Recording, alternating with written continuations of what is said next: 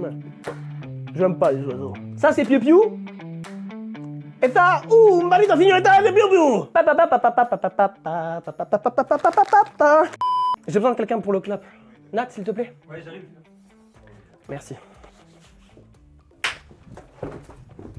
Jesus Coffee, bon matin. Jesus Coffee, bon matin.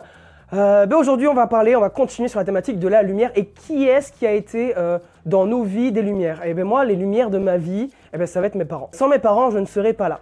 Alors oui, je ne serai pas là physiquement, bien entendu, mais je ne serai pas là physiquement, bien entendu. Ma maman a eu des graves soucis de santé quand elle était plus jeune. C'est avis médical qui tombe et qui dit écoutez, le jour où vous voudrez des enfants, il faudra qu'on fasse sans doute des démarches médicales importantes. Même avec les démarches médicales nécessaires, il y avait peu de pourcentage de chances que ma mère tombe enceinte. De façon naturelle, c'était quasiment impossible, et de façon médicale, il y avait un pourcentage léger. Et donc mes parents sont en paix par rapport à ça, ils se disent écoute, Seigneur, c'est entre tes mains, puisque nous on peut rien faire de plus, voilà, on se soumet à ta volonté. Et il n'y a pas eu besoin de démarche médicale, rien du tout. Ma mère va voir le médecin, parce qu'elle était malade, et le médecin regarde, dit Madame Millet, il y a un problème.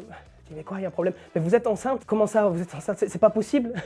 Et donc les médecins sont un petit peu inquiétés parce qu'ils ont dit la grossesse va être compliquée. Il n'y a eu aucun souci. Ça a été une grossesse tout à fait normale. Les médecins n'ont pas compris le pourcentage de chance mathématiquement, c'était pas normal. Et je suis arrivé, et ma petite sœur 4 ans après aussi, et ça sans aucune intervention. Il y a eu du miraculeux à ce moment-là, parce que mes parents ont eu la foi, et cette foi-là, cette prière de dire Seigneur c'est ta volonté, on verra, je te fais confiance, et ça ils m'ont transmis. Et si je suis là, moi aujourd'hui, dans ma vie, que ce soit dans le pastorat, parce que mes parents en fait m'ont inculqué ça. Ils m'ont jamais imposé la foi, ils m'ont jamais forcé, ils me l'ont apportée telle qu'elle est, c'est-à-dire avec beaucoup d'amour, avec cette notion de libre arbitre, cette notion de dire va chercher une relation avec Dieu plus qu'une religiosité. Cette lumière-là qui m'a accompagné pendant toute mon enfance, mon adolescence, et j'ai pas été quelqu'un de parfait, hein, j'ai fait deux, trois boulettes, hein, normal.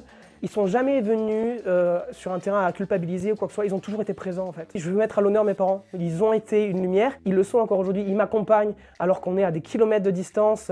Je sais que si j'ai besoin, je passe un coup de fil. Parce que j'ai cette chance-là d'avoir des parents que je considère aussi comme mes meilleurs amis. Et puis même pour parler un petit peu en termes bibliques, c'est aussi des frères, c'est aussi un grand frère et une grande sœur dans la foi. Je sais que c'est une chance d'avoir cette relation-là avec ses parents et que tout le monde n'a pas ça. Alors si aujourd'hui je veux mettre à l'honneur des gens, des lumières dans ma vie, c'est mes parents. Les parents, les futurs parents ou ceux qui veulent devenir parents, soyons comme ça avec nos enfants, soyons des lumières. Juste là, juste présent, en tout temps, quand il faut. J'espère que ça vous a encouragé, je sais pas où t'en es dans ta vie, je sais pas si je parle à des couples qui essaient d'avoir des enfants ou des choses comme ça. Regardez, il y a un miracle qui parle, et qui parle beaucoup, on va le dire. Bon, sur ce, source de vie, vous êtes Church to be. Soyez encouragés.